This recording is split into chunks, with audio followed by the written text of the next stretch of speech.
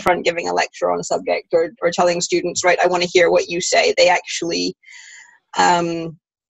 the cartoon characters actually sort of draw them in. So this is a concept cartoon. Got your statement of what it's about in the center, and then each of these characters is going to have something to say about that statement. So concept cartoons contain minimal text, only dialogue. They apply scientific ideas to everyday situations. Alternative viewpoints selected on the basis of research and students' understanding. All alternatives need to be credible to stimulate discussion. And all alternatives need to be given equal status. So in this example, all of these statements are correct. And you'd have the students go through each one and give their opinions on them, why they think they're correct or if they're not correct. Most of the research into concept cartoons, and they're a relatively new thing. It was the late 90s that most of the research was being done, and most of the recent papers since 2000 have actually been written in Turkey and Iran, which I found a bit surprising. I don't know why I should find that surprising. I did. And a lot of them have the titles bilingually, which really confused me. Right. So I was looking at them going, am I really that tired? Does this not make any sense? Or no, that's not English. Okay. Right. So most of the original idea was proposed by Naylor and Koenig. I don't know. They, together with Wilson in 1998, wrote what is considered to be the more fundamental paper on concept cartoons, proposing their uses. So in order to give the most benefit to your students, your concept cartoons have to have the features that are mentioned on this slide. So your purpose is to get the students' attention. The cartoon characters are unexpected, particularly in a scientific concept. Your students are expecting theory and more dry presentation of information. So to have cartoon characters giving them information is something that's going to grab their attention. They provide a starting point for discussion, so you can have a debate on whether what the character is saying is correct or not and why. They are useful for challenging students' beliefs in a non-threatening manner. So instead of telling a student, okay, well, what you believe is wrong, the cartoon character can give them an alternative viewpoint. It links assessment and learning, and they are actually very useful for assessment, and encourage free thinking, so you can have a free debate on the subject. It connects scientific concepts to familiar situations, so you're making it relevant to your students. It makes it easier for them to remember and to understand what you're talking about. And it also creates cognitive conflict, so it can challenge misconceptions.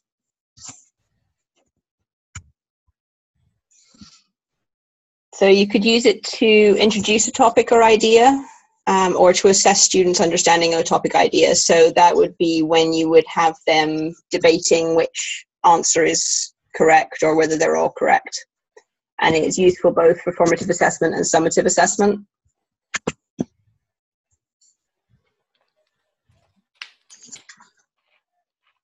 So I'm now going to actually ask you to debate this one. So which educational theory do you think this fits in with? Is it behaviorism, cognitivism, constructivism, design-based, or humanism? Anyone got any thoughts?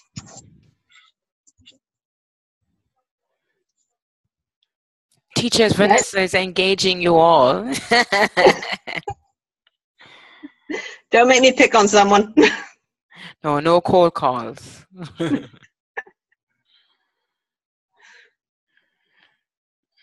Maybe constructivism, I guess. Why do you think that? Because I see this standing in front of the class, they have some kind of turkey there, something, probably they're going to do an experiment or something, going to build on the whatever, the knowledge. I'm not sure. So it's building on something that they already know?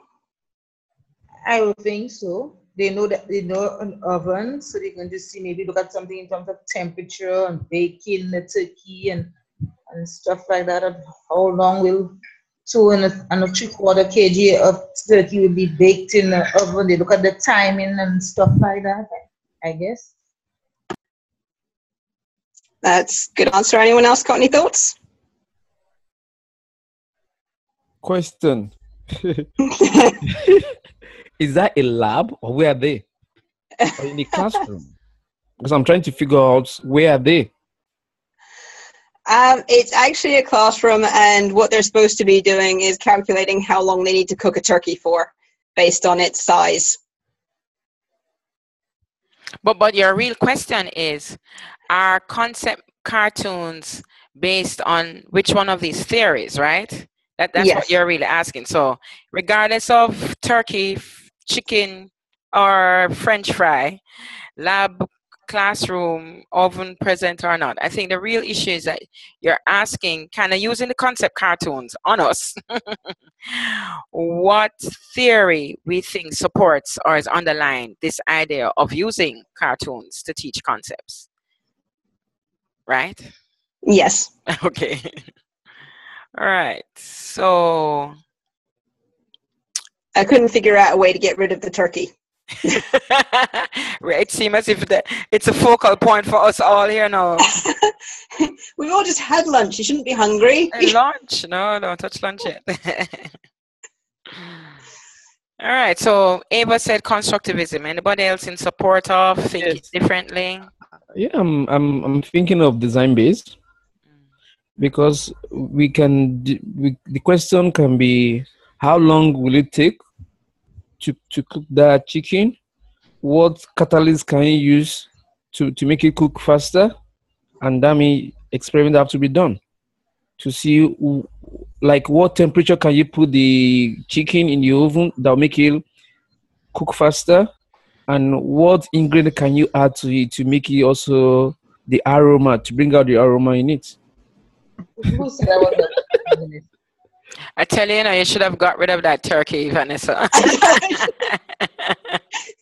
o'clock in the morning, folks. Come on. All right, we give you a break. Remember, Samuel, the question is not about what they're going to do with the turkey. Vanessa is using, which is a very good modeling technique.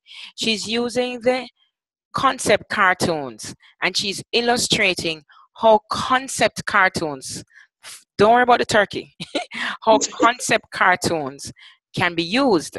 And part of the presentation for all of us, all of you making your student presentations, is what theories support the different strategies. So Vanessa very cleverly has integrated that's part of the assignment, so to speak, into a concept cartoon. So the question that's asked is not about the turkey and how long it's in the oven or whatever. It's really each cartoon character here has given an answer. The one cartoon character to the left says behaviorism. They think behaviorism is the theory that supports concept cartoon. It speaks to it. It describes how best a concept cartoon can be used in their classroom based on the theory of behaviorism. Changing behaviors, giving an antecedent, and then the students respond and the behavior is changed. Or is it humanism? Or is it cognitivism?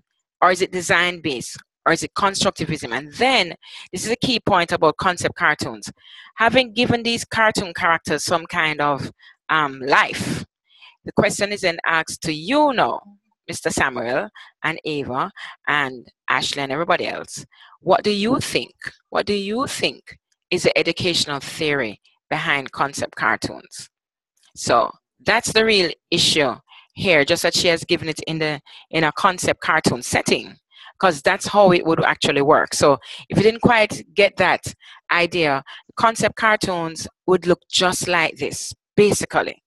It would just have these cartoon characters. You know, you have to be human. It could be animals, you know, it could be other caricatures that you put one concept at a time. You have a pose a question, and then the question is being asked back to the student so that they can know, kind of interact with the cartoon and say, oh yes, it's a girl in the yellow blouse or it's a girl in the red blouse. I agree with her because, etc., etc., etc., etc. Okay. Sorry, Vanessa, to jump in so many times so far. No, that's great. Thank you. So back to everyone's input now. Yeah, as I said, I chose that. I'm not sure, but Samuel probably has centration at that point somehow. Sorry, didn't get that. If I think probably Samuel probably at centration at that point, at this point, so you just focus on it. Turkey is very important to him. We understand. I would get rid of the turkey before I email it, okay? You know, get it for a month, but I will get rid of the turkey. For December, Christmas is soon come. All right. I think I agree with constructivism, but I don't know what humanism, cognitivism, and design-based theories are. I don't think. I'm only familiar with behaviorism and constructivism, but I would say constructivism because teenagers have watched cartoons before, you know, so they can relate to cartoons, I would think. More than likely, I can't guarantee that, but that fact, and then I guess that's like the main thing, I guess, for me. Anyone else got any thoughts before I give you the answer? Nope. Okay. Hold on there, Vanessa. Remember, Jason just put something back to you, though. He wanted to have an understanding of humanism, cognitivism. Don't know if that will come out in your next couple of sentences. No, it wouldn't. But I can't explain them very well either. So. Right. There is, I mean, for us as scientists, doing these educational classes or courses is always going to be a challenge, even for me, who have been teaching some of these courses for around 3 years now. The theories and the approaches, according to them, are models. Those are expressions that are used in educational development. And there is what you call, I'm trying to find the umbrella expression for these approaches. Essentially, either students are being taught passively or actively. Either they're being given information or they make meaning of information. So when we look at the different theories like constructivism, you'll find that some authors put constructivism under the umbrella of inquiry-based approach to learning. And inquiry-based in that the students are at some point self-directed learners, not someone else directing their every move, like in passive learning. So constructivism, as you're kind of getting familiar with now, is the idea of students making meaning for themselves. You create a setting, whatever strategies you use, and they construct, build on information that they already have available to them. Humanism, I think this is Carl Rogers. I think that's his theory, where it's really based on more focus on the individual. How do they feel? What is their perspective on? So it's kind of more referring to the affective domain under which students will learn. Cognitivism, then it's more the other side, to flip side to humanism. So humanism is the affective domain. Cognitivism is the thinking domain, the cognitive domain. So under cognitivism, we'll find Piaget types of theories coming out in terms of building on what students know cognitively, Bloom's taxonomy would also come under cognitivism. Not that it's restricted only to there, but the idea of the thinking, how students think and building on the thinking process. You're going to find that some of these are subsumed by other theories, and that's probably one of the biggest challenges in education. But as far as we are expected for this course, we're looking at theories like constructivism, which comes under the inquiry-based approach.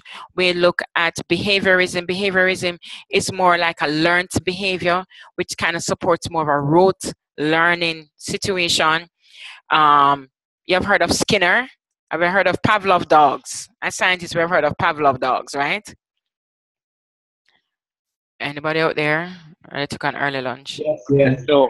All right. So Pavlov dogs, where they kind of conditioned them. That's the whole thing, conditioned learning. That's what behaviorism does. So it kind of conditions the students, and it can be positive or it can be negative. I suspect design-based, which I'm not quite too familiar with myself, would be more like creating products, more in computer. Maybe when Linton makes his presentation on computer, the use of technology, maybe design-based will come up, but I suspect design-based is more in the realm of computer-based types of methodologies. But that's just a brief idea, Jason, and others who might be, wondering what are these other theories. But I don't know if that helped in any way, Jason. Yeah, it did. Okay, thanks. Mm-hmm. All right, so back to you now, teacher Vanessa. Thank you. As you can see, I've been joined by my co-presenter. Right, as Jason and Ava both said, it is constructivism because you're building on the students' previous experiences and their previous knowledge. So constructivist theory is where the learner is an information constructor. They construct knowledge as opposed to acquiring it, so it's not the banking model. New information is built on prior knowledge. So this is what Piaget and Brunner were talking about. And this theory factors in that students are not blank slates, but come to class with their own preconceived theories and ideas and past experiences. So what we're aiming to do is to use these concept cartoons to have them analyze their own preconceived ideas about what the subject is. And we can either build on the correct ideas that they have, or we can try and modify the ones where they're a bit off base. And that's it. So if anyone wants to read some more, there's 5 useful papers.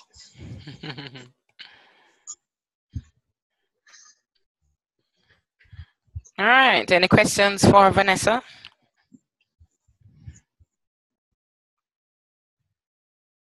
Yes, Samuel. Vanessa, the question is, what's the role of technology in concept cartoon? Like, you are thinking of using it. Are you going to think of technology? We have a lot to play in it. And based on your findings, on what level can we introduce that in the class?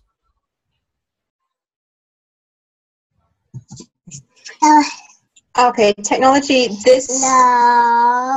No? Okay. No, apparently. Concept cartoons really lend themselves to smart boards because you can bring up one idea at a time and have students discuss it without the distraction of being able to see the other ideas. So they're not trying to think ahead or plan what they're going to talk about the next point. So it also works well from a PowerPoint. Slightly harder to do if you're trying to do it on, for example, a whiteboard.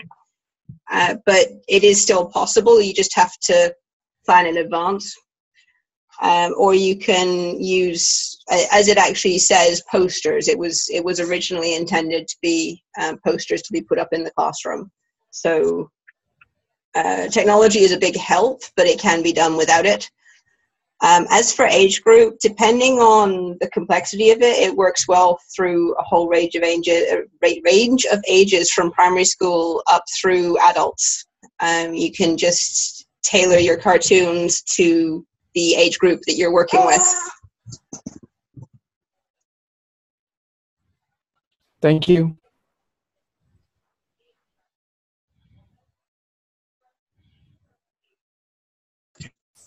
Any other questions?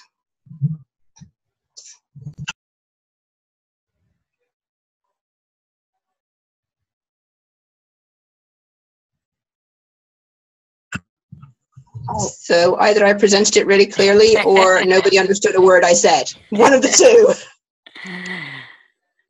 Yes, it was very, very well done. Not to worry about that. I just I can see it really working in the classroom because it's cartoon and children like that, and they can a different way of new to us. So I think something new to them will be engaging and exciting, and they like it. Even us, we like to read cartoon and Hardy Boys and these kind of things. So I think we can really try to use that for students, and they like to draw. They can draw it for themselves. We might probably have a competition or something to that sort, and it will cater for those persons who are artistic. Not in the whatever you say that we use it, but you know they're visual, they can see the things, they can draw. The art students, you know, carry over that knowledge into the science class. So I think and it's get them to be active, engaging, to to not to sit in the class all the time, but having the resources available for them to work with. So I can see that working in the classroom, and as you said, at any level. I'll let Samuel try some. Why are you always hitting at Samuel, eh? No worry. but that's an interesting point you're raising, Ava, because you're saying, how about having the students make the cartoons? And I think Samuel's concern was really about, if you don't have the resources, how do you go about making this a reality and using it in the classrooms? Because as Vanessa said, it certainly would help if you had smart boards. Wow, how many high schools have smart boards in most of their classes?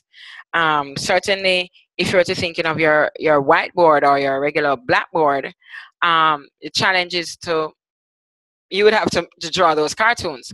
However, as Vanessa said, they mentioned posters. That was how it was originally. And I think that one of the articles made mention of turning them into worksheets.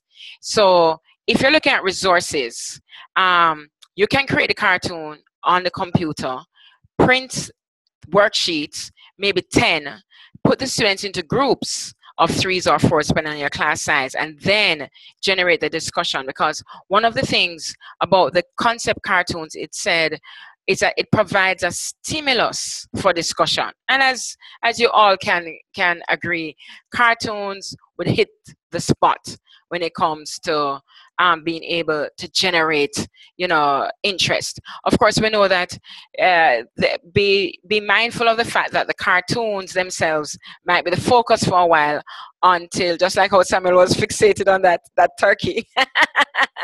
So the cartoon itself might be the focus of discussion for a while, but then you have the main thing coming out. One other thing that I read, Vanessa, I don't know if you came across that, where they said it would be good to name the cartoons, give them names, give the characters names, so that the students can identify with the character, because then it kind of gives its personal touch. And then they will say, I agree with Johnny Boy, or I agree with Dolphin, Dolphy. Because it doesn't have to be human beings, characters, because cartoons. So you can use animals, you can use, talking vases, anything at all that you can use. And the students will identify with those characters. And in a way, the characters help to give them a voice. So they don't feel as if they're out on a limb, so to speak. You came across that, Vanessa? Yes, I did. And I actually meant to say on my last slide that if I'd had time, I would have been giving the characters names, because it's easier for the students to refer to them, and it also makes them more believable as characters. Right. So the students can connect to them if they have a name. Right. Very good. Really, really important for that part of it. And I think another thing that I came across was they said, make the scenarios that you're creating believable. In other words, as a teacher, you're going to ask about a particular idea or concept, but think of answers that students would possibly pose.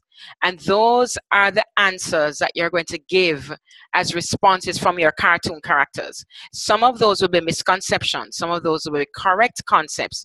But the idea is, remember the purpose of the concept cartoons: developing a concept, identifying misconceptions, and trying to get students to agree to a common, a common end outcome. There are some on Orveli. Let me see if I can find some that I can post up. It's already there under the relevant folder, but I just want to bring some pictures up. So hang a second. Oops.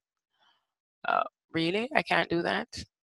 Let's see here now. Is this the one?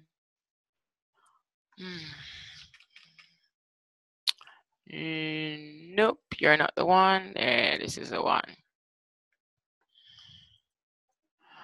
All right, let me get back here.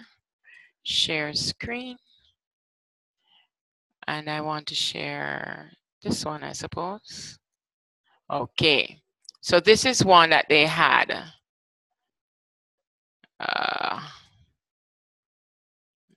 just trying to get this down. Fine. So it says, examining the literature on concept cartoons, it becomes clear that concept cartoons are designed in a poster format. An alternative would be to prepare worksheets, as I was saying. And then they gave this one as an example of a worksheet concerning the change in mass of an ice cube on melting. And so they gave it into a worksheet form. So here they had 3 cartoon characters, and there are 3 different alternate concepts about the melting of ice. So Can, someone named Can says ice loses mass on melting. Ida says mass of ice stays the same. Burke says ice gains mass on melting. He says, who do you think is right? What do you think? And an alternative way is where you have the same thing and say, who do you think is right? Tick one box only. And then why do you think like that? So this is just one way in which the concept cartoon can be used. So you're generating ideas already. There are different ways that students could possibly think. And they're asking, so there's a right way, there's a wrong way, so to speak. But they're asking students to kind of side with one of them and explain, give a reason for your answer. It's the same way we have been teaching, It's just a different way to get students engaged in concepts. What do you think about that now that you see it there? And obviously this would have been created on a cartoon, on a website. Vanessa, did they say that they had websites that could create these for you? You just put in things and it generates it? Oh, Vanessa's gone for a little while. Because I found that I gave my students a task to do. They had to differentiate between meiosis and mitosis. It was a big, massive presentation that they had to, but they had options. They could either do a debate, a law scene, a TV show, or create cartoons. And I mean, I had no idea that they had these kind of software out there where the students created digital cartoons, because I thought they would have drawn. And then I said, okay, if you can do something digital, go right ahead, since they had that kind of resources available to some of them. And they created these digital cartoons, and the cartoons didn't speak. They were the voices, so that the cartoon clips would be shown, and the students, spoke, the characters. So they gave each other a different name. They were the different characters. Some were Einstein, some were, they gave themselves different names, and they spoke over as the cartoon was shown. But the truth is that they had the content in the cartoon. They had the bubbles, just like here, where you have a bubble, and it would have the content about meiosis is and mitosis is, and someone will be talking over. But I found out that they created it using some software. So if that is possible, you can just print one frame, photocopy it, make it small so that you can have several on one sheet of paper, as we are learning to do at my school. You cut them up and you distribute, because we have to think of resources. I mean, I hear what Samuel I was trying to allude to. Resources, we have to be, kind of be aware of what it is that's available to us. But what do you think of this particular cartoon clip? Do you think it's something that could be used? Where do you think it could go with this, and maybe even a concept of your own? Everybody gone for lunch? You think it's something that you would want to try? Samuel? Yes, Samuel. I think with the way the system is now, I think everybody we prefer, in my school, they'll prefer that to be done in art class. Because if a semester come to my class and... Sorry, art class? Yes. Okay. With visual arts or whatever, that, because if my semester come to my class and see me drawing, everybody drawing in science class, in my school, I don't think we are used to that. So... Right, but we wouldn't ask you to do the drawing unless you're that skilled, and I don't doubt that you're a man of many skills. But at the same time, rather than consuming your time doing the drawing, I like the idea of the worksheet, because then students won't have to wait on you to complete a drawing, or unless it's a PowerPoint presentation, as Vanessa was saying. Maybe if you have PowerPoint or you have a smart board. But outside of that, I like it. If you notice, it's just really small. One concept at a time.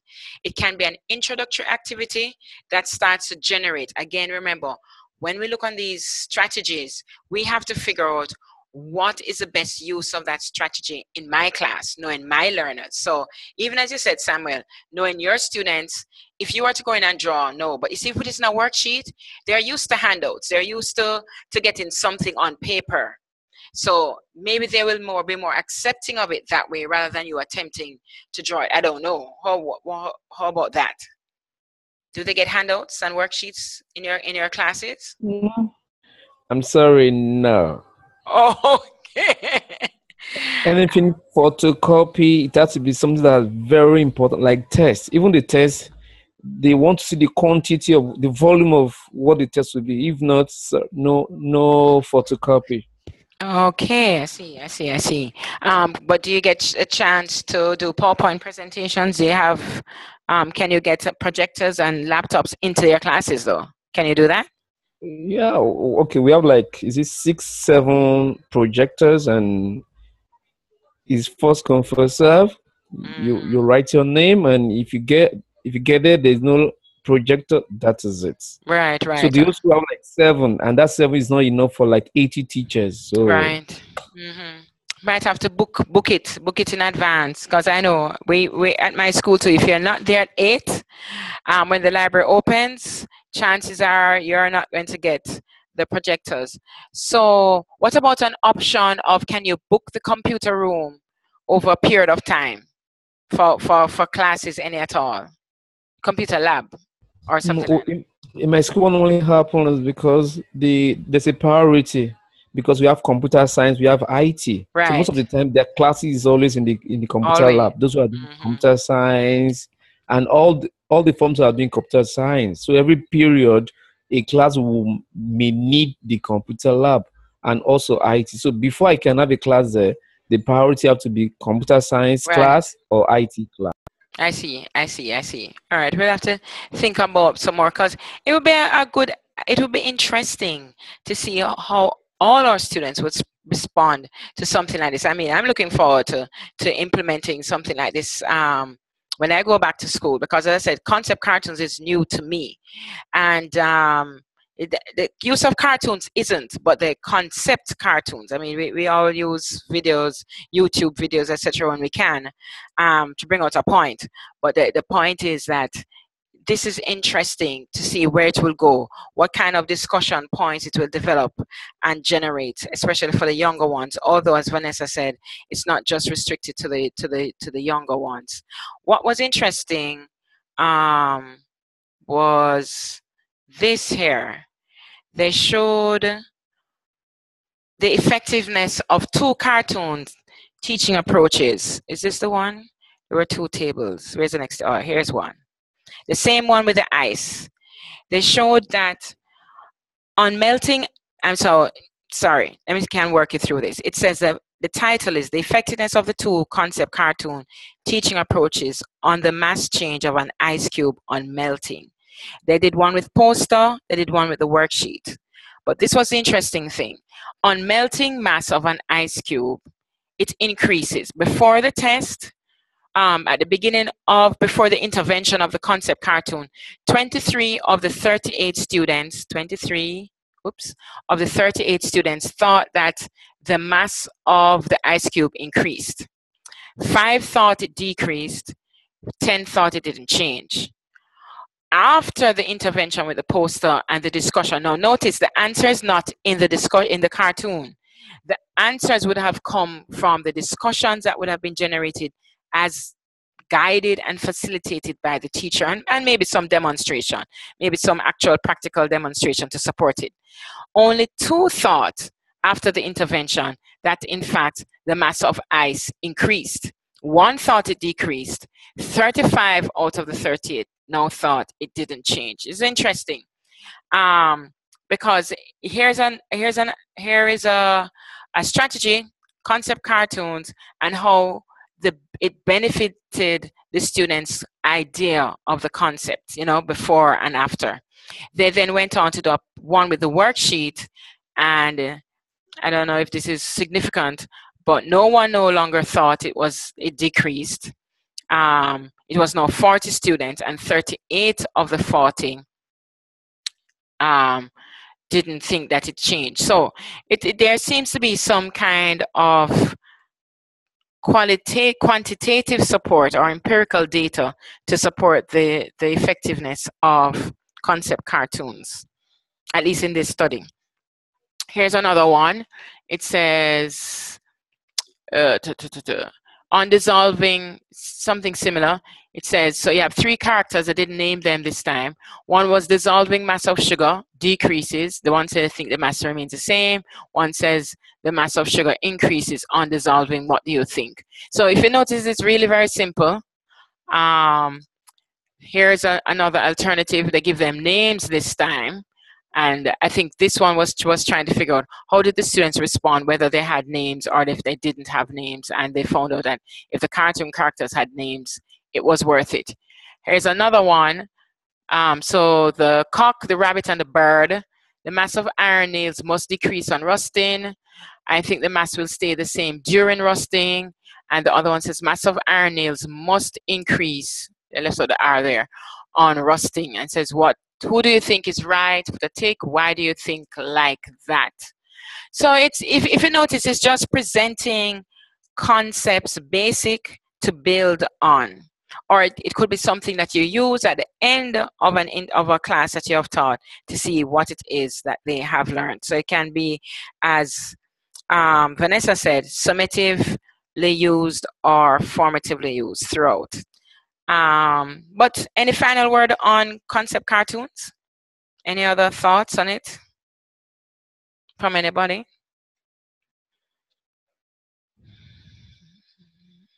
Mm-hmm. Yep. Nope. Yep. All right. Let's change it up a bit. So let me stop that sharing there. All right. Because we want to be reflective practitioners. I liked how Ava said that. I didn't know you did a micro teaching, because micro teaching should have been a part of this this course, but Dr. Rainford we're not even quite sure how the final assignments will go as yet. Well, maybe she is. I'm not. But I won't be here with you next week because I'm supposed to be participating in a ministry workshop. But she should be back next week with you.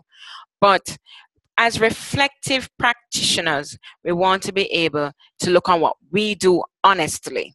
And Ava said that in looking at the micro teaching from whatever class it was, she recognized, or she could identify how many questions she presented at the students in a short space of time.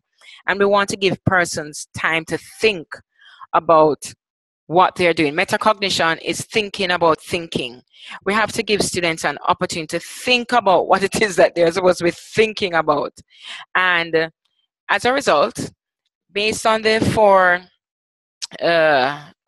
presentations that we have been exposed to today on graphic organizers, for example, concept mapping, analogies and metaphors, questioning and discussion, and now concept cartoons. I'm going to show you a video of a teacher, and I want you to examine critically what do you think of his teaching method. See if you can identify a method. And based on the 4 strategies that we have so far, what and how would you try and improve his teaching style if needed, and think of how you would want to even implement the 5E model about engaging and elaborating and continuing building on the lesson. It's around 5 minutes. I might stop before so that you don't all fall asleep on me. Okay, Vanessa is saying she's still with us. But not visible at the moment. So let me just get this up. So what are you going to do? You're going to view a teacher. He's teaching on the weather. Not quite sure what age the students are, but they look like teenagers. And we want to take our cues from every part of this video. The teacher's stance and posture, the student's engagement or disengagement, depending on what we see. All right, so here goes. Where is it? Oops.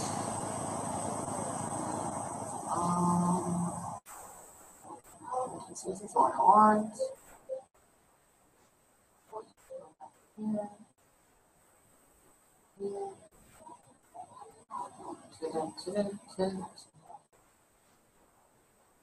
Screen. Go.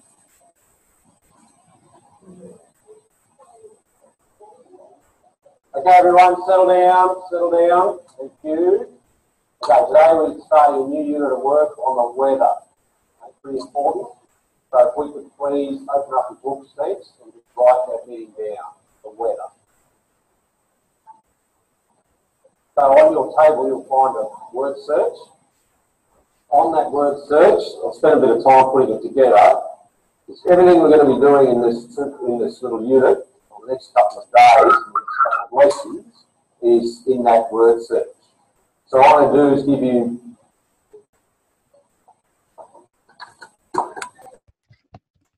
I just wanted to check. Are you all hearing? No, that's what I was just going to say. I can't understand what he's saying. Okay, understand what he's saying is one thing, but do you hear his voice? It's really distorted, so it's not just the accent. The sound is actually really distorted. Oh, okay. I wonder if I turned it up too high. All right, let me see. All right, thanks for that feedback. Let me try again.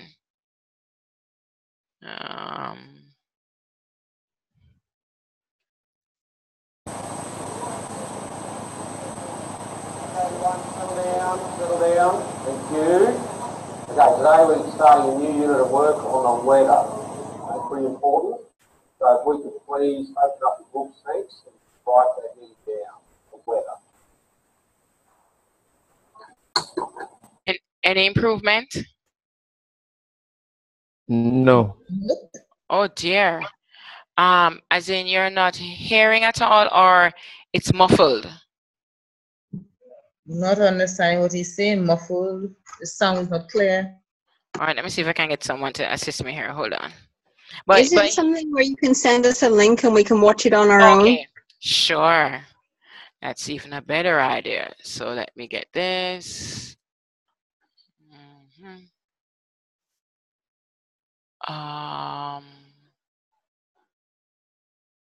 You could paste it into the chat on Zoom. I think that works, right? Somebody doesn't know. Coming up now.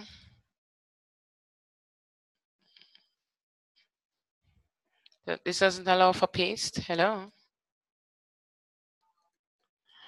Did I just do that? Control V should allow you to paste. Control V. Yep. These techies. Try that.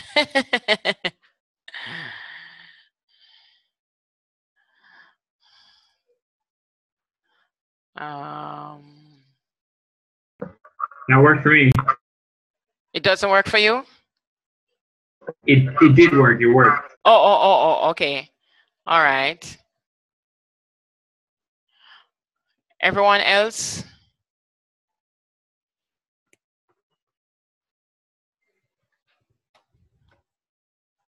It's doing something, but it's doing it very slowly.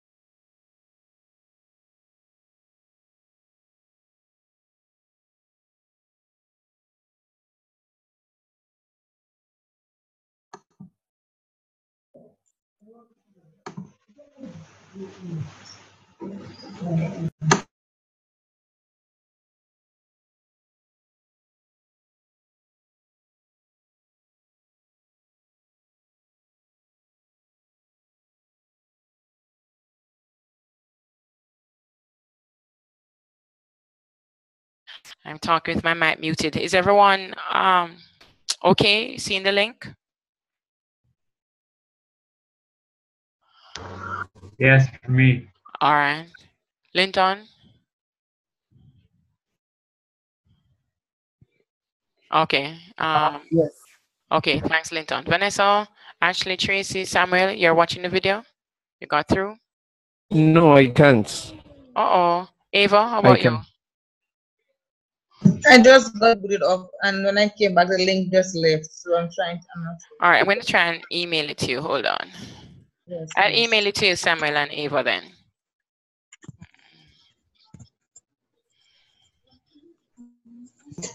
I got it, thanks. All right. Got it from Vanessa. Oh, okay.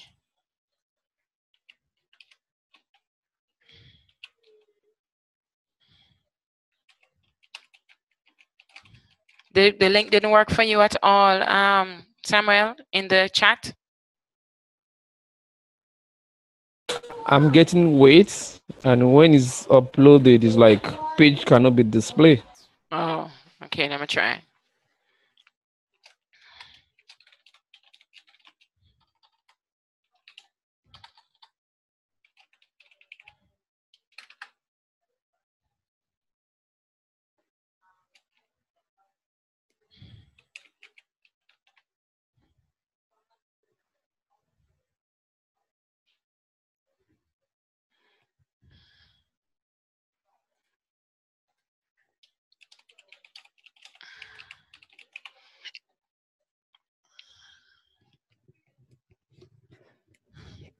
All right, I just sent it to you, Samuel. So check in the inbox, see if that way will be of any assistance.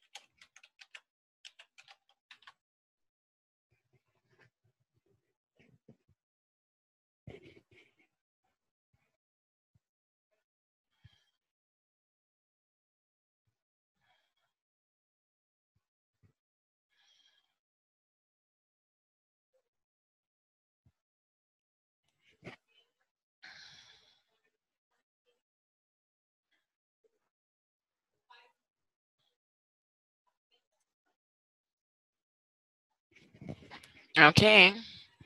Has the video ended for those who are watching? Watching something else now?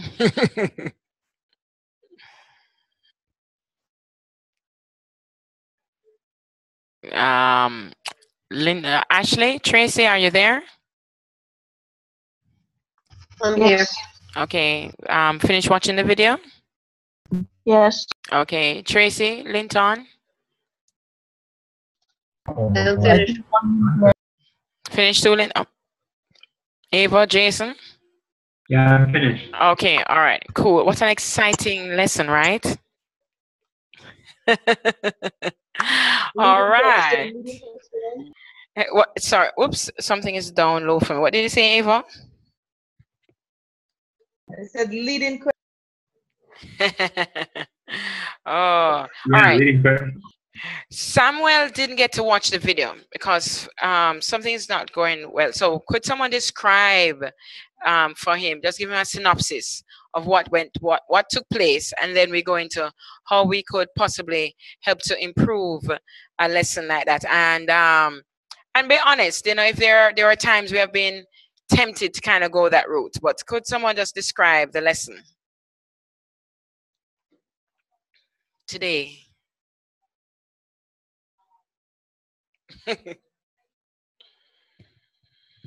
Okay, I guess I'll start so somebody can add to what I say.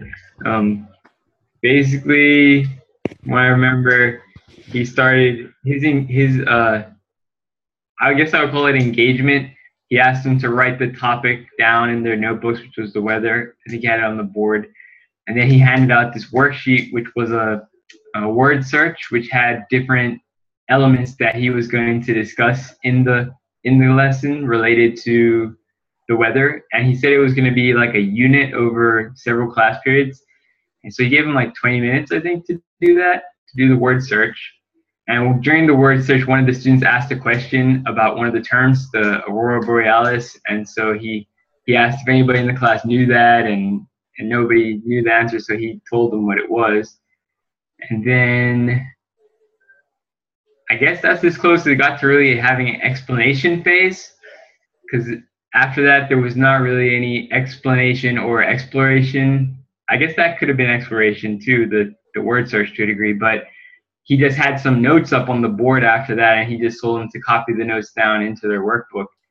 So it was overall very teacher centered, and he did turn it over to them to have them do deeper thinking exercise, maybe application, to where he said, how does the weather affect our everyday lives? And he asked them to write that down in their notebooks, and then he solicited a few answers from the class of what were some of the things that they wrote down, and then he gave them 2 more examples that he wanted them to know. But it was very teacher-centered, and there was not really discussion. He could have used other opportunities to discuss things, but it was just, eventually the students kind of got distracted and they started playing around and stuff like that. They lost interest in the class. I guess that's my summary in a nutshell. Thank you, Jason. I noticed that Ashley was busy texting in the chat room as you were making your presentation. She was giving her input as well. So, Ashley, do you want to come in and give us your perspective? Remember, we're painting a picture for Samuel, even as we review the video. What went down in the video? I guess the teacher seemed like he was a little bit sarcastic or short-tempered with the students, and he didn't seem like he was really interested in being there, which is why he gave the students, activities which didn't involve a lot of input from each other or from him. Even the first activity, which was a crossword puzzle. Not crossword. He was like, word search. Yeah. Was it? Whatever. Okay, some paper word search. And he was like, I need to have silence for this activity. And the teacher just seemed like when the students asked a question, he was like, nobody knows like what this is. He was like displeased, unimpressed, and just like, oh please, like I have better things to do with my time other than be here with you lot who don't know anything about anything. And if you don't have time to do the activity in class, then you need to finish it for homework, because we're moving on, and it's not about you, it's about what the teacher says goes. So that kind of mentality. The students were paired in a lecture style with 2 students to a desk, 2 students to one desk type of, all facing forward to the lecturer. And I think that's about it. That's all I can add. Jason said, teacher-centered. I think the term is called authoritarian. I get the authoritarian and authoritative mixed up, so maybe it's authoritative. Basically, when the teacher is dictating to the students. Other than that, I think pretty straightforward. Okay. I thought another point, actually. I'm going to something else. I remember when at the very beginning when he had the topic on the board, weather or whatever, and one of the students actually said, we've already learned this in our science class or something like that. And he was just like, well, that's because it's really important. He kind of dismissed that and just went on with the lesson. Yeah, rather than checking to see specifically what they knew. Yeah. Yeah. Linton, what did you think of that? Thanks very much, Ashley and Jason. What do you think? Can you give any more descriptions to the lesson? Anything that Jason and Ashley didn't quite capture? Remember, we want to paint this picture for Samuel until he catches up on the video. Anything? Yeah, I guess what I could add is that you could see that most of the students had different learning skills. For example, there were some students doing cartoons, like drawing. Some people who like they did little playing and that different kind of thing. So there were different kind of learning techniques that probably the teacher could have used that thing to engage the students in. Yeah. Okay, very observant. Yes, I do remember seeing some cartoons. They were taking the notes off the board, I think. And so I saw one brave student making a plane. I was wondering if he wasn't afraid the teacher would, lash out at him. Because the teacher looked like it was a quiet, volcano, if you know what I mean. All right, and Vanessa, I don't know if Vanessa is back with us. How about you, Ava? Any observations that you want to add to the video that you saw? Anything that was not yet mentioned, so that Samuel can get a complete picture? No, that's okay. All what I've written, I think it was covered. It was covered by the rest of the class. It was engaging. The students were bored. They were unattentive. Were disruptive. The students clearly had prior knowledge. The teacher didn't build upon that. They had no 5 E's in the lesson. It was just a horrible lesson. Right. And I can remember days when I probably did that. I mean, I'm going to confess, it's so, and I'm sure he probably has his nice lesson plan, introductory activity, word search, students will capture notes from the board. Students will be asked to describe how weather is important in their everyday life. I mean, I'm sure his lesson plan looks really great. If you know what I mean, to some extent, it looks like it has covered introduction, development, reinforcement, and something towards the end. But in the execution of it, the students would have a total different story to tell, as even Ashley was pointing out. And it's interesting. Students will see these things. They will see that you're not engaging them. Some might not care. Some might just carry on doodling making their cartoon characters, you know, creating whatever they're doing, because they've just signed out.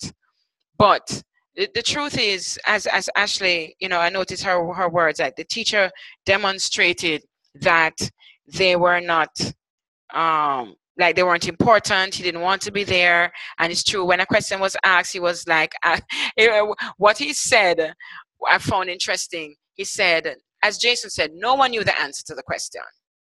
But then in answering the question himself, he said, for those of you who do not know, so he would, like Tom, you know, Mary, and he identified the 4 students or the 3 students he asked, that for those of you who don't know, and I'm like, but the whole class didn't know. So he made them look like small, you know what I mean? He belittled them, I think, in doing it. So those who don't know, but we have to be always looking at ourselves, you know. As I said, I can recall doing stuff like that, and we have to know ourselves and find ourselves as teachers. When I just started teaching, I might have shared the story before, that teachers would who were there at the school before me, not the school that I'm at now, would say, don't smile. You know, you see how you like to smile. They will just walk all over you. They will just take advantage of you. You're too nice. You have to be, you know, you have to be like a sergeant marshal, you know, you have to go in there like a policewoman kind of thing. And I did that. You know, I was just following, hello, they were veterans. So I followed their advice. They were supposed to be mentors, right? Hopefully none of them will see this video. Anyway, just kidding. So they would give this advice, and I went in, and it was kind of like that, you know, very dogmatic, very authoritative, you know, no one moves. But it was so against my personality. And I'm encouraging for each one of us. Yes, you're going to get all of this information. You're going to be introduced to a lot of this, but you, the person of who you are, your character, who you are, we have to be reflective of, am I being true to myself, but at the same time, am I also helping the students? I mean, he was just being true. This gentleman might be just being true to himself. I don't want to be here. Who cares what you know? But at the same time, I was doing a disservice to the students. Students were not engaged. The students were not being, you know, no concept development. They really felt, I'm sure, as Ashley said, that, boy, they're probably in the wrong place. But over time, you have to find what you're comfortable with, and develop on that. Because some of us might be just so comfortable with just giving a lecture style that we find it uncomfortable stepping outside of the box. And we have to be careful. We have to be careful of that. That we can come to these courses during the summer, you know, sacrifice our little holiday, only have 2 weeks before school reopens. And, you know, at the same time, we don't change. You know, we're not reflecting on who we are, what we do, and what we could do to engage our students even more. So I just wanted to bring that out there, that, you know, even as you watch this video, yeah, we can see all the nays, but we must also be aware of our own styles and be willing to change, you know, always open yourselves to that. All right, speaking of change, how can we help, I don't know what the teacher's name was. How can we help change? One person, one idea, one thought each. We're going to get Samuel to go first. Samuel didn't see the video, so he has to kind of think of one thing that he would probably want to address, you know, that he think could be a change that the teacher could employ. What you wish to address can be based on the strategies that we have learned today. It can be based on something that we have done before, like cooperative learning, 5E instructional model. But the reason why I'm getting Samuel to go first is because he didn't have the benefit of seeing the video. So he has to kind of latch in on one thing, one theme that he might have heard, you know, being shared by you guys as you were describing it. But you have more advantages, so you can go afterwards. So Samuel gets to go first on this one. But think of one thing, each person, just one thing that you think you would do differently. Just one thing. Yes, Samuel. Whenever you're ready. Yes, from what my colleague just said is, I'm thinking of the engagement parts. To me is, I think the topic like the engagement part, the introduction to the topic is, I think that should be addressed, because if you are introducing the topic, the introduction, the engagement part of it should be something that be catchy, that will make students to have interest in the topic. So from what I got from others, I think the engagement part need to be changed. The introduction part to the lesson. I think I have a lot of questions about that. Okay, and is there any suggestions you have, sir? They were doing the topic on the weather.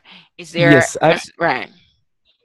I think you should have brought a map to show different weathers, type of weathers, or a video about weather.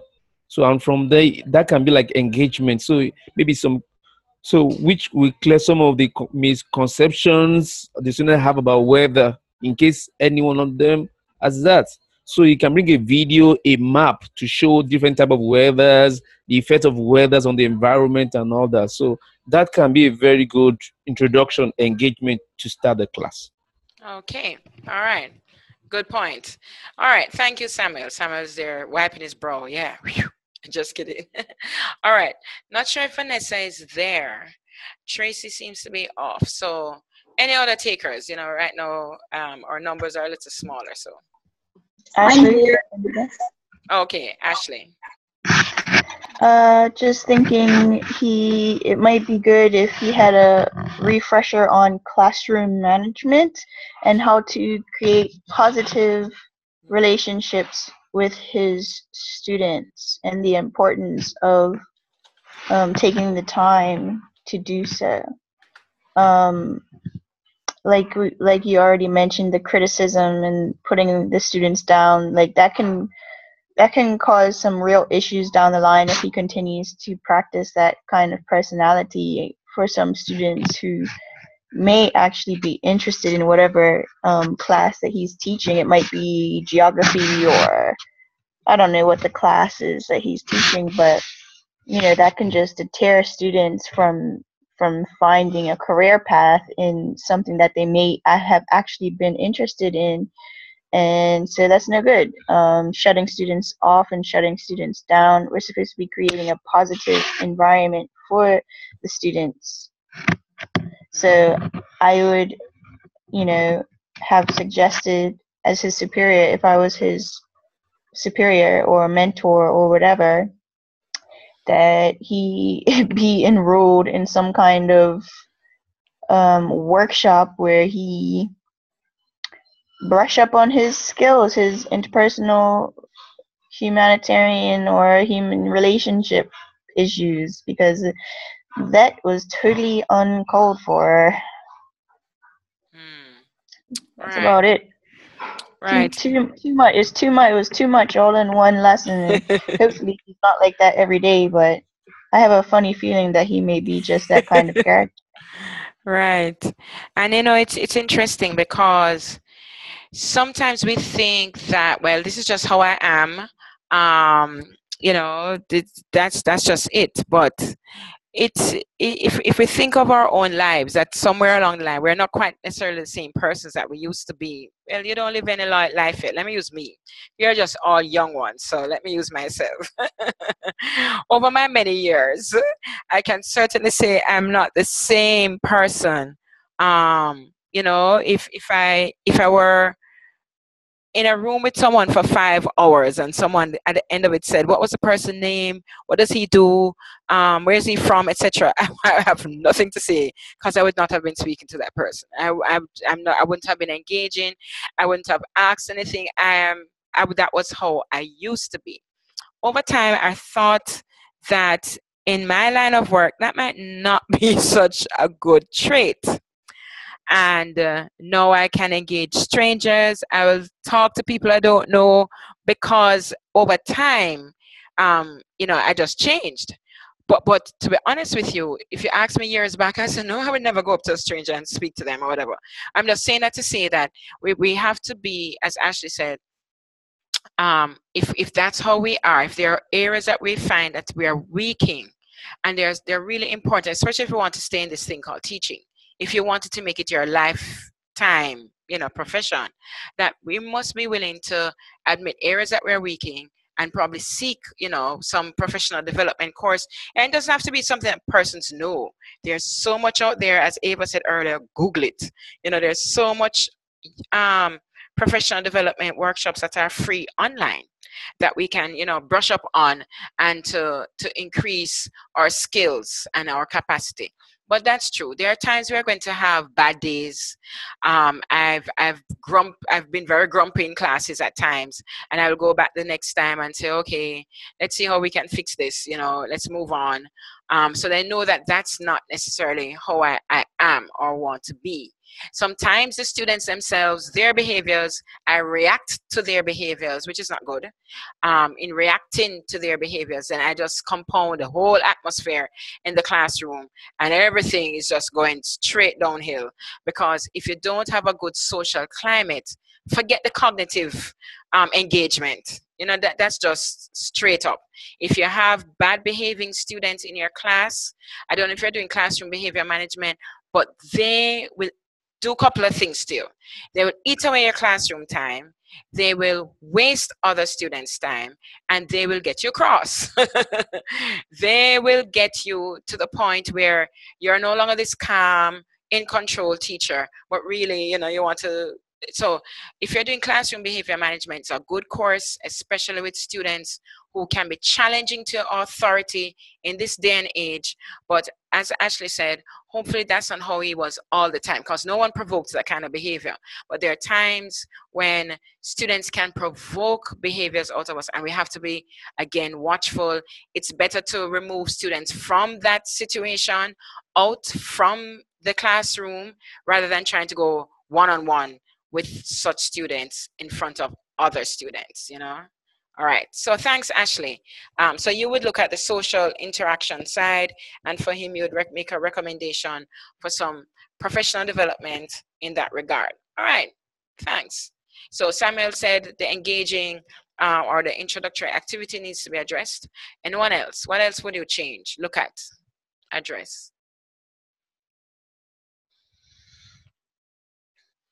What would you do differently? What suggestion would you have?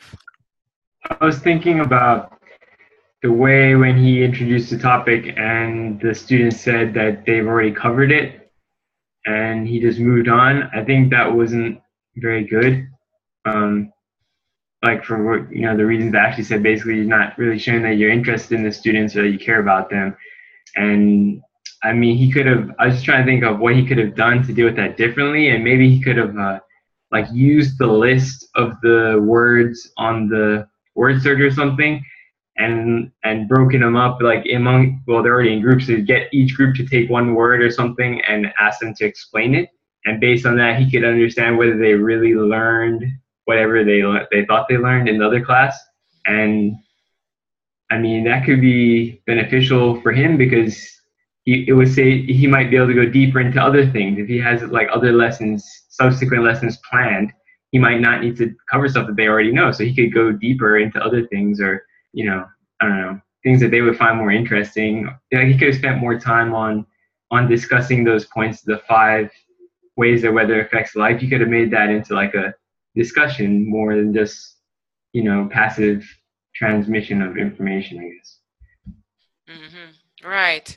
Yes, very good point. You know, he missed an opportunity, and you know, they talk about, although it's not quite the same thing, but opportunities might come up in our classes, and we have to be willing to jump at them, if you know what I mean. They might not be necessarily be part of a lesson plan that we have in black and white, and we're following a lesson plan, but opportunities might come up, and it's important that we capture them. They talk about teaching moments in classes where you just, I wish I could be able to define it, because I always said, what is a teaching moment?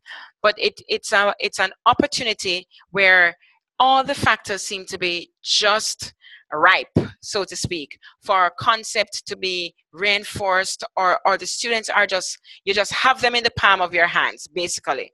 And it's a wonderful opportunity to just, you know, deepen some concept. So as you're rightly saying, Jason, everyone was kind of looking and say, hey, yeah, we learned this before. We did this, and probably they were probably eager to share what it is that they knew. So that would have been a wonderful opportunity for them to have demonstrated to the teacher what they knew, and for him to reinforce and pull how what they learned there was going to be important in this topic here, because for some students, if they know that it's something that they've learned already, they might say, oh, so this is easy, I can do this, this is doable.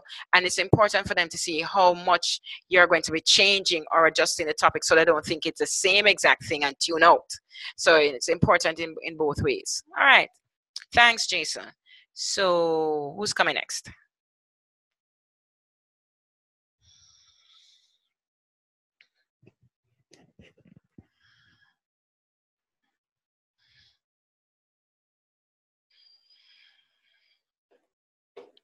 Cold call time. Okay, I'll go. Thank you, sir. Yeah. Okay. First of all, when the student asked the question to the teacher, whilst they were doing the puzzle, the teacher just sat and he never stood up and walked around the classroom. I believe he should have stood up and at least just walk around, so therefore he can interact a little with the students, and then I guess the students will probably understand him a little better. Yeah. All right. Yeah, I kind of noticed that too. He stayed one place, you know, and even while they were doing the puzzle, the word search, he was, I don't even know what he was doing, but he was just totally just there, you know. It doesn't seem to be a part of the class, but that's true. I noticed that. I'm sure we all did, that he did not try to he wasn't a facilitator, you know. He wasn't watching what the students were doing. I mean, they could have been writing a letter for all he knows, you know, whatever it is that they were doing. They could simply be doing something different. And when the student asked the question, it was instead of staying one place, he could have bounced that question. He did bounce the question around, but he bounced it around in a way where, boy, even if you had a thought on it, no one would have wanted to express that thought, even if it was foolish or, you know, off the mark. But you're right. Just being in one position, you know, he didn't relate to the students at all. He wasn't showing any engagement or any desire to interact with the students. Yes. So one thing that we would do differently is, yes, certainly being asked a question, you go over, what do you think it means? You know, or what does this word, you know, do you know the root meaning of this word? Something. It doesn't seem as if he was prepared to engage them at all. All right. Thank you very much, Linton. Tracy, I know you said you're there, but are you hearing the discussion? Yeah, I'm hearing it. All right. Did you see the video? Did you get to watch the video? Yeah, I watched it. All right. Is there anything that you would like to, you know, any suggestion for the teacher in terms of an amendment, a change, an adjustment? And then Ava will come in. I'm not quite sure if Vanessa is still there. You went already, Ava? Okay. Sorry. Go ahead, Tracy. I don't have anything to add at this point. Okay. All right then. She pleads the fifth. Ava?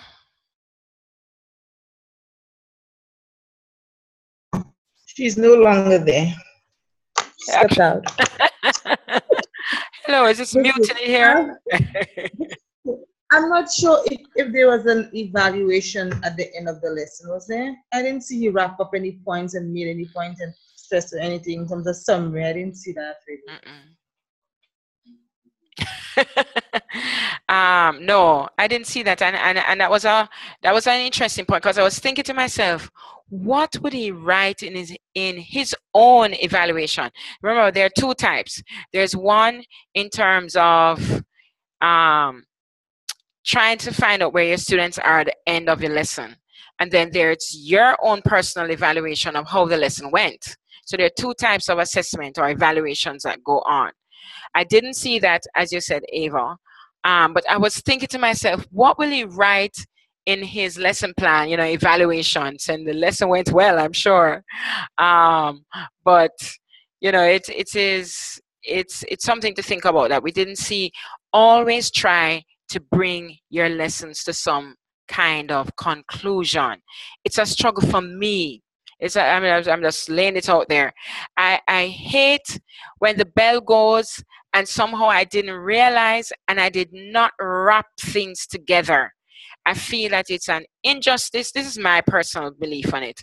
To now say, oh, is that the bell? Okay, now listen, just read this up. Da, da, da. No, I think there should have, you need to plan even 5 minutes at the end where you determine, you go over, you repeat some stuff or have a student repeat it. I've seen a strategy where they have these posters and students will just simply write on a post-it paper, one thought that they're leaving with, and they put it up on some board or some chart as they're leaving the classroom, if they have to leave the classroom. And it's built into the class. That's one way. If you don't have time, just say, okay, 1 minute, write down what it is that you're leaving this class with. They put it up and you, the teacher, can go through and it will be an opening point for your next class, as you continue. But always try to summarize. But that's true. We didn't see that happening there. I see some chat going on here. Vanessa said he should consider stronger coffee or a career change. Right, so we kind of figured that it seemed as if for him, he didn't want to be there. And for us, please treat teaching, I don't know what it's treated like in your own countries, but in Jamaica, I think that teachers kind of bring it on themselves. We're not treated as professionals. And teachers here bring it on themselves through different ways. But like being an engineer, like being an auto mechanic or a lawyer, there are some codes that I think we should adhere to. I don't know, I mean, we have teacher codes here that tie into, how we handle and treat students. But I think that there's supposed to be some professional codes that we should, even personal codes that we are going to adhere to. And one of them is ensuring that if we're going to teach, we're going to teach. If you know what I mean. That we won't water down what we do, that we won't, how do I put it now? We won't sell short, what we are trying to do with our students. So anytime you're in front of the classroom, outside of being ill or whatever, or if you're not even fully prepared, as they would say, fake it until you make it, because you just want to ensure that you do your very best, all the time. All right. I'm not giving you that 15 minutes, so I just let you off 15 minutes earlier. It's 1 o'clock now, and I show it now we should end at 1:30. Way forward. Today we looked at concept cartoons, and we saw how these cartoons can really be used for any age, really, up to even tertiary level. And it's one concept. You kind of put different ideas to the students that they might have about the concept, and it's used to generate a discussion. It and of itself doesn't teach the concept. It just creates interest, stimulate the students' thoughts, and generate a discussion. And speaking of discussion, questioning and discussion is another good tool or teaching strategy that we can use. We have Bloom's taxonomy to help us with the different types of questions that we can ask our students, but we must ensure that if we're going to engage the students in a discussion, we know what we want to achieve with that discussion. It's not just discussing for discussing's sake. So there are certain parameters that you want to adhere to. So you have your ground rules, you have sticking to the topic. You want to understand yourself that you're not necessarily going deep into a concept. You're developing ideas and allowing the students to express those ideas. Analogies and metaphors is another teaching strategy where you compare something that's very familiar with the students, called the analog, and you're comparing it to the science concept that you want them to get, which is your target concept. In choosing the analog or the thing you're going to compare it to, choose wisely. Choose something that is in their schema. Choose something that they're 90% or more will be very familiar with. And another good idea is to use more than one, so that you capture as many of your students in this drama, in this, story or analog analogy that you are creating. It's a very good tool, but it has its limitations. It is suggested that you don't use it for like maybe lower school. Try and use it for maybe upper school, because students sometimes are not able to differentiate an analog from the target, so to speak. So you want to make sure that you kind of think about what you would want, what level students you want to engage with it, and choose your analogy wisely. Always show not just the comparisons, but the way in which they differ. That would help to cement the analogy in their minds.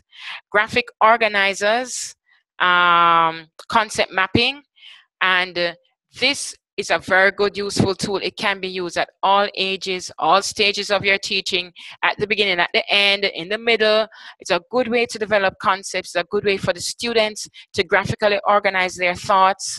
But again, remember, because it's a graphical presentation, you might lose those students who are not so inclined by visual aids. I mean, graphs and tables are mesmerize some students because they are the wording. They like the words, and you know, so you have to be careful how you use the concept maps, that you don't just use it alone.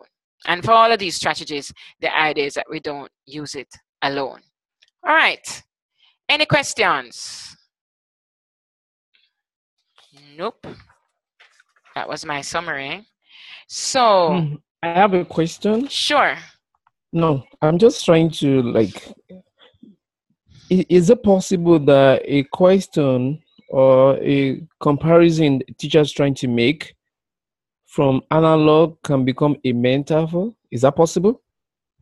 Like the teacher is trying to use the comparison to be analog, but in the process it become a metaphor. Is it possible? All right. What is a metaphor? Yes. From what I'm getting there is you compare without using like.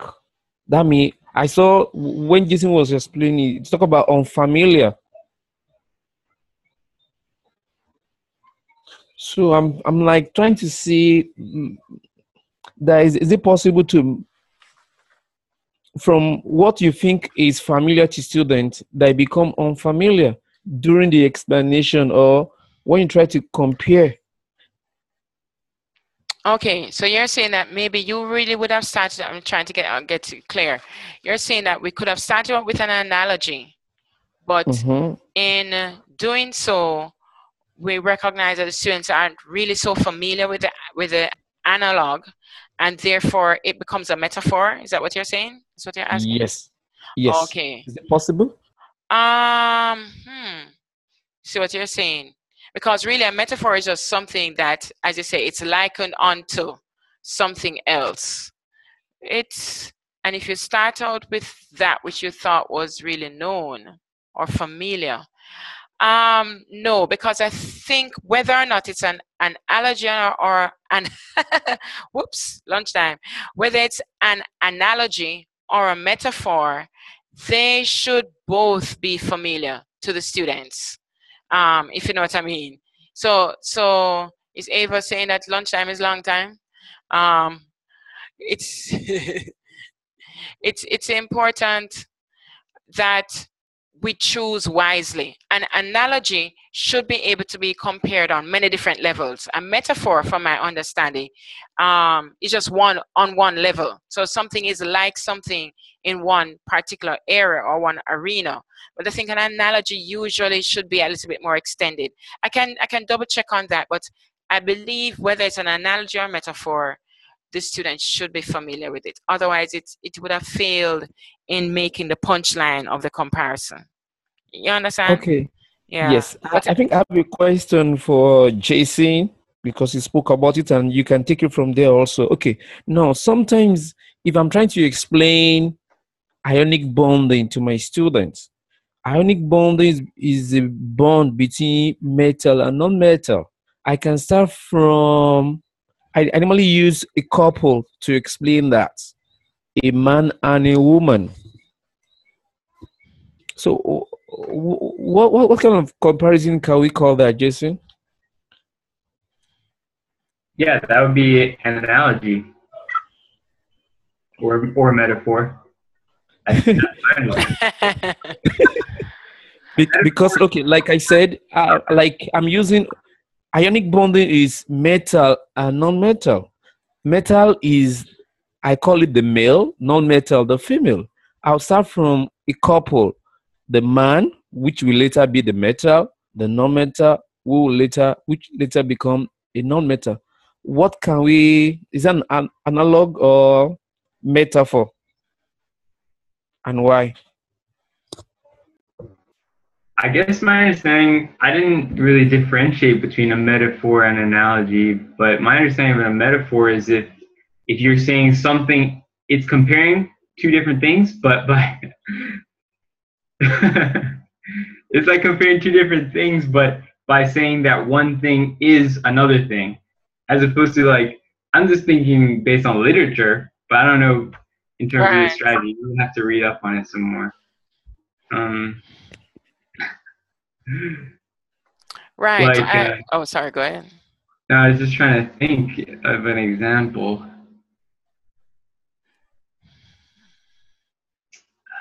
Okay, thank you. I can't think of an example right now off the top of my head. Right, and in fact, the literature seems to be, and I think I understand why Jason might have a difficulty trying to come up with one, because the literature that we have available to us now really seems to be more weighted towards an analogy, even though they have a section say whether it is analogy and metaphor. They rarely seem to give an example or elaborate on the use of metaphors in science. In fact, I think they have your same example here in a way. It says something, there's a vast difference, I'm reading from something on Orwelli. There's a vast difference in analogy in terms of the degree of construction and the extent of the familiarity of students with it, with their analog. Even when students construct analogies themselves, they typically use familiar objects, but it's difficult to argue that the analog they produce is familiar to everyone.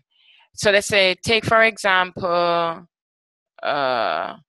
the complex student-teacher code-generated analogies for electrolysis, where students constructed their analogy using their own movements and books to produce simulation, covalent bonds, etc., etc. I think they were just saying that they're not quite sure if their analogies were really constructed of something familiar, or it was based on just what they were learning in the classes. But metaphors doesn't seem to be something that they have elaborated on. It just seems to be something that they just add on. I think the idea is just simply comparing. So I wouldn't get too hung up about the difference just yet, but let me look into it, and if there's anything that I need to expound on, I'll make it available to you next time, or by email. But thanks for the question, because it really does make you wonder what is then therefore the difference. Yeah, thanks for the question, definitely. All right. I saw some chat there about some assignment. No, I'm not so sure about the assignments, but you already have been given an assignment, right? That's due the 7th, I think Dr. Rainford said. On inquiry, it's an essay on inquiry. Yes. Right. I don't know about the micro teaching. I'm not quite sure if that's going to take place, but I think that there's something on the water cycle that's a second part. Oh, you're asking? Yes, go ahead. I think we did the water cycle thing already. Just like an activity, we couldn't get to do it. We discussed it, I think. Oh, I'm getting young. I'm not sure. You did that already with Dr. Rainford, the water cycle?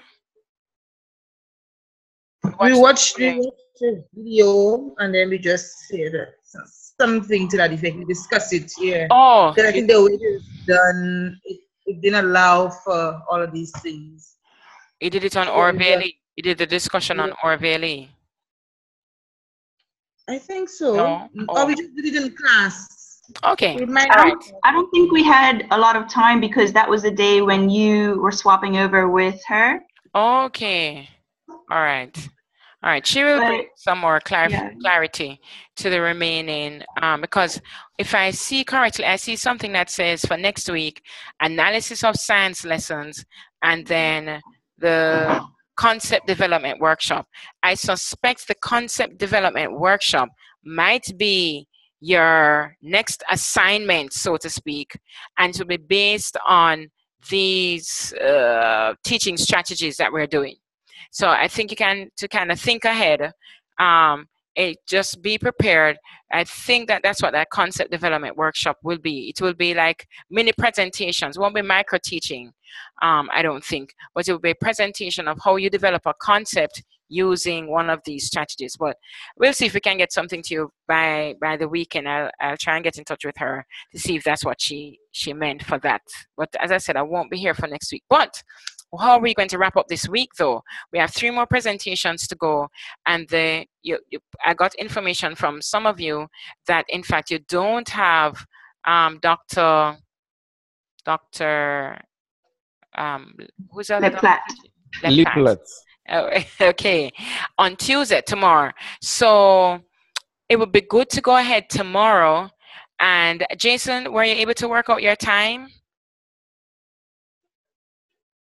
Yeah, I pretty much, I should be able to make class tomorrow, yeah. Okay then. All right, so tomorrow we'll just give it a wrap, and it will be the same. 9 o'clock is really stressing, but let's work with 9. 9 o'clock tomorrow, and the presenters tomorrow will be Tracy, case studies, Samuel, lab work and field demonstration and lab work, and Linton will be bringing us home with technology. Right, sir? All right. Well, thank you very much for your time. You have been good troopers. And hi, Dr. Peterkin. And not a doctor at all. Go ahead anyway. I didn't know. What do you think about the extension of the due date from Friday to Saturday? I don't think it should be a problem, but you'd have to just confirm that with Dr. Rainford. I don't think it should be a problem. I mean, I don't think there's anything magical about the Friday.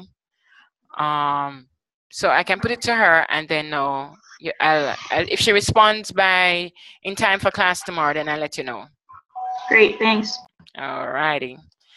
Okay, it's been a whirlwind of 2 weeks, but remember, we have posted as much as possible of the information on all the strategies on e-learning. So even if you didn't get a particular strategy, information has been posted for everyone to access. All right. Okay. All being well. See you tomorrow. Bye. Have a good Thank day. you. Bye. Okay. Thank you. Bye. All right.